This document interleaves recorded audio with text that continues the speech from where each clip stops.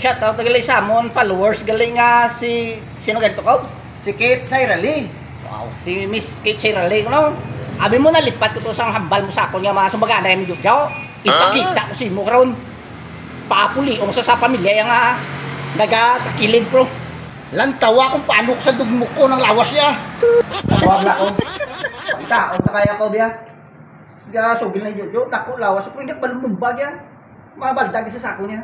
Kasi na request na matumulang mo Jojo. Oh. Yan na sa request ang atong followers lang. Nga si Sa Kate? Oo. Tanawag lang yung. Ako, ikaw ko. Biya, awang sa sako niya. Dugmukol mo ginaw Jojo. Dugmukol ko gina siya. Sugil na siya dako siya. Pero pakitaon ko yan nga. Ang persa ko hindi mapagwanta mo. Wala ko na karoon pinagkapila mo ligid ng dako tao eh. Lawas mo lang dako mo. Oo. Taon gid siya. Bilib ko sa imo ya. Bilib ko sa imo. Palikidon gid siya.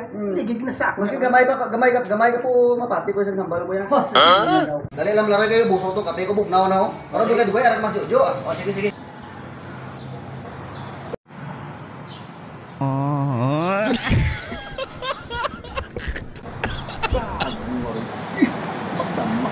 Kulang na po.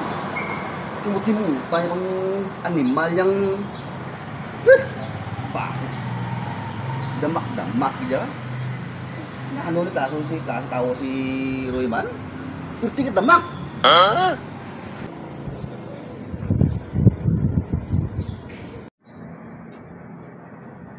Sadya gini orang dua magkitaay mo. Tantawon ta kiti kon matuo gani man ang natikal ni Roy nga dunot-dunot to niya jo be. Rob. Jo.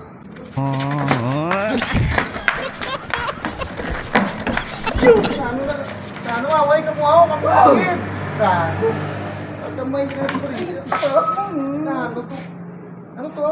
Gamay ka na dito. Siya maaway ka mo nga. Ano to? Patay mo ka bahaw sa kang kamot ya. Siya na yung kamot ya. Kinuha sa tayo bulay agin. Tao ni sa tao. Ya, tao yo. Ay.